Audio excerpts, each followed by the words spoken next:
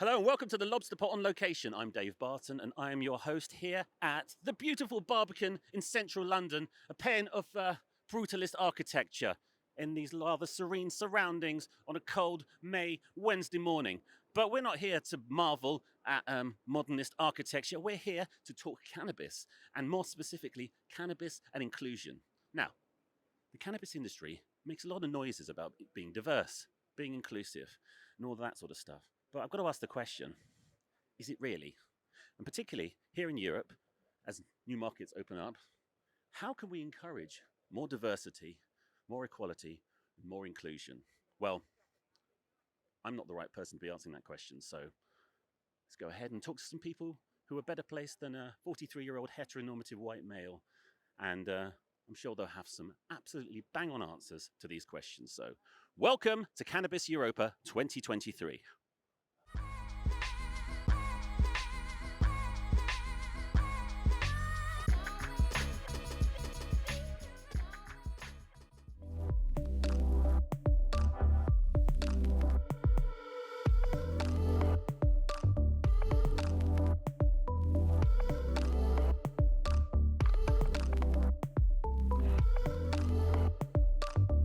In comes a private industry, which has made a massive difference. But then comes the mixed message, because we have a situation where you have private industry able to do these things, able to legally give people appointments and prescribe cannabis-based drugs. But then you have a situation where people are still being criminalised.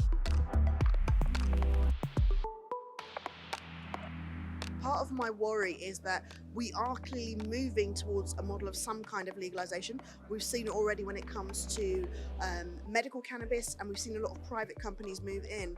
Meanwhile, you're still seeing a lot of black people, and particularly young black people, criminalized for the use and possession of cannabis. And that's having very really negative impacts on their lives and their future. That social justice model goes beyond just looking purely at, you know, it's probably time we regulated it and we made some good money from it, etc., for the wider community. It looks like repairing that imbalance that existed purely on discrimination. When you are criminalized for cannabis, it's not about whether or not you used it. It's often about whether you got caught, your race, your class, and whether or not your parents are rich enough to get you out of it.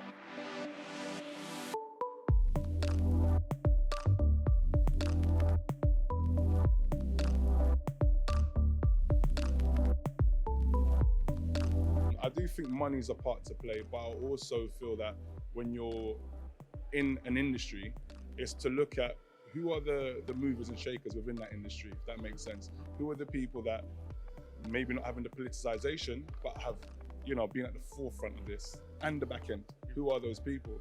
And it's kind of having humility to say, all right, cool, listen, we need to get some of the people who have always historically and present being associated with this plant. They need to be involved in the industry. It makes sense to expunge records and give people a legitimate way out of that and say, okay, well, you're the ones who are going to make the legal industry work, right? I mean, yes and no. So yes, we absolutely need to expunge records, and we absolutely need to make it possible for people to come into the legal industry.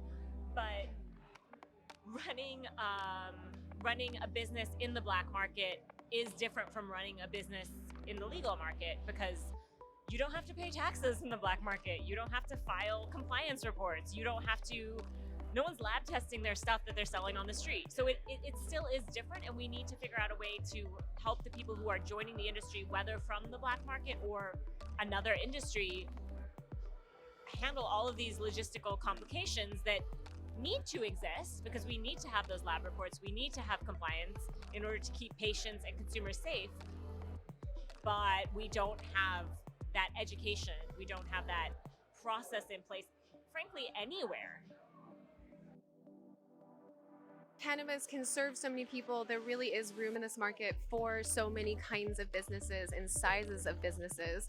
That when we're looking at it, when investors are looking at it, legislators, you have to remember whose voice is not in the room, whose needs are not being served.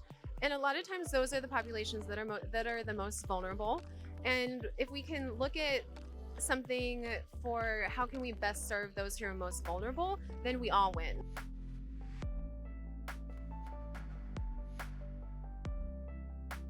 What do you think, if anything, when it comes to sort of equality, diversity, Europe could kind of learn from the US, rightly or wrongly, from things it's done? Yeah, that's a hard question. Putting you on the spot, sorry. Yeah, I think the what we can learn is to make it something that's talked about. I think we can, here in Europe, there's the opportunity to integrate it into the rest of the industry. I think sometimes it's something that is like a sidebar, or it's a panel conversation that's just focused on that. Or the better way is to actually have diversity in all of the conversations that are on the main stage, and that are, have it be a part of the whole framework and not just a side thing, basically.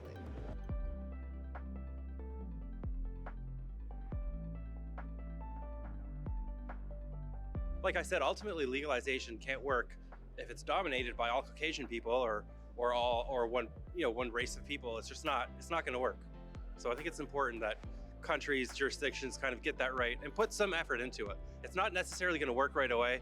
Some American states have these programs and they're kind of not terribly successful. Other states have had more success in rolling out some of these kinds of programs. But it's important to start. Once you start, then you can get it wrong, you can fine tune, you can adjust, and you can eventually get it right.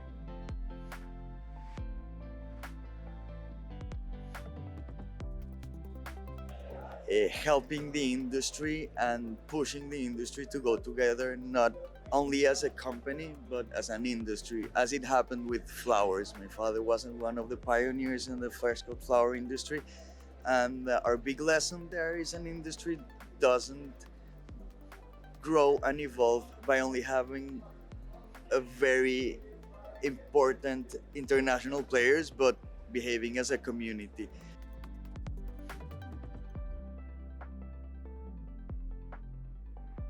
Europe's changing, the cannabis industry is changing here. What can we do to ensure more diversity, more inclusion? I'm going to come to you first, Lily. I think it's really important that we kind of acknowledge the different starting points of groups when kind of coming into the cannabis industry. I think one of the best ways we can make it more inclusive is by lowering the barriers for different groups to enter. So whether that's giving them a head start with a training incubator, accelerator course, or fast tracking their applications at the regulatory point, so they're not having to pay rent for an X amount of time while their license is processing, if they could get a fast track because they're an equity applicant. I think the most important thing, we just touched on it earlier today, for us, we're in such an exciting industry where we all have something that we all can relate to, and that is the passion for cannabis. I think what Lily touched on just about, at the end of the day, what we're looking at, we're not looking at just CVs and looking at their experience, looking for coming from pharmaceutical backgrounds. Of course, we run 2 highly regulated operations here in the UK, but for us it's about the culture. And if people share the same ethos that we do, genuinely believe in the therapeutic potential of cannabis, they're a right fit for us.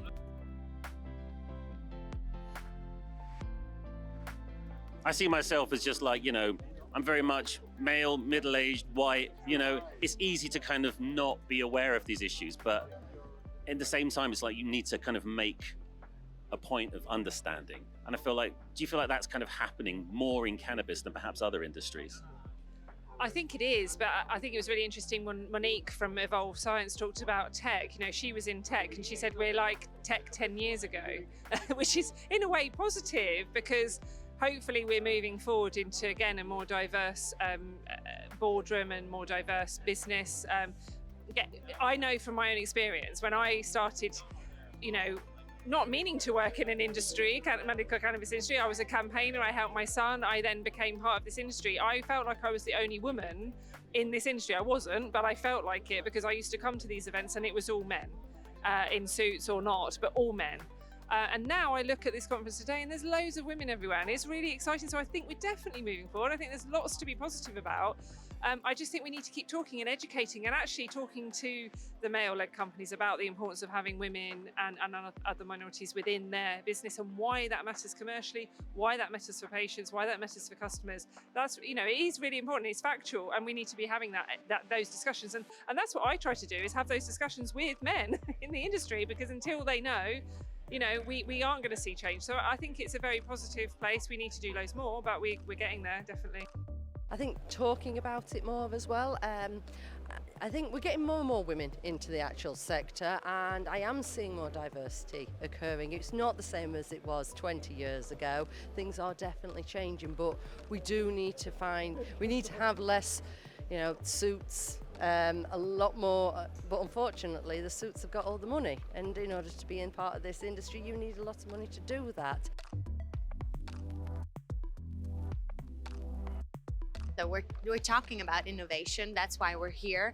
We're talking about having more women included in the cannabis space, not only from a perspective of a commercial perspective in terms of getting more C-suits and ownership to women, but also focus on really the women health issues that can be addressed with cannabis. So it's very important to be here and to have the possibility to talk about that and raise the awareness that women do not only make a big impact on the economical aspect of each company, but really also have a bigger impact when it comes to the customers and the patients that we are gonna address with our cannabis. I think we are leading right now, making a difference now, so other women can be brave and come into the industry and know that they have people to lean on, to ask questions of. You know, that was the purpose of the CanFem Foundation, that the nonprofit, which was founded in Switzerland by Michaela, and I think that to me is the first entry. But at the same time, we also have to voice the fact that we have to break the cultural and historical norms of the oppression of women in every industry. Why not now with cannabis? We're only 10 years young. So it's a really great opportunity to have this conversation today, to be in the presence of more women and to make it so it's more open. The perspectives have to be diverse. Otherwise, we're not profiting ourselves. I was going to say, it's funny that everybody always talks about diversity, but nobody defines diversity, because we always think of diversity as the most cliche spot. It's a skin color, it's an age thing, it's a gender thing. But why don't we look at diversity in the sense of personality traits, you know, perspectives, and understanding the human as a you know, more behavioral as opposed to visual and aesthetic. So if we start to think of diversity more diversely, we'll probably experience a whole other world, even if it's the same people. Asking questions is hard in general. If you saw the beginning half of the panel, it's really, even right now you can see, so I'm a patient, I have really bad ADHD, I have horrible anxiety, I'm not good with impromptu conversations, but I'm getting out there and talking about it. So it's something that it's literally just communicating, asking questions, getting comfortable, being uncomfortable. And I think that's a huge part of the struggle, is that we're so afraid to get outside of our comfort zone and not upset someone, but we know how to frame things in a way, or at least we should, that's not going to offend people. And if we do, we need to figure it out. We need to just figure out how and break down that communication and figure out how to relate. I think once you find a way to relate at a certain level, we're all human, we're all people. Let's figure out where we're similar instead of focusing on where we're different. I'm pondering because, you know, I heard a lot of interesting opinions, a lot of perspectives, trying to make sense of it all. But I mean, you know, people may ask, okay, fine, why is diversity and inclusion important? Others might say, yeah, we get why it's important. We understand why we need to, that it is a thing, that we have to prioritize it. But I think maybe the why is missing, you know, and my thought on the why is authenticity is what counts, you know. If we create something for everyone, then fucking hell, we should have everyone's perspective as much as possible. We should really go above and beyond what we're doing to incorporate as many differing perspectives as possible. And that's just called being a good person, being a good business person. Just, you know, I feel like asking awkward questions is probably the way forward. served me well for the last 40 odd years. So yeah, we're going to keep doing that. I'm going to keep trying. We're going to keep learning. We're going to keep changing. So come on, people. You've heard the talk. Let's do something about it. I'm going to go for a swim now.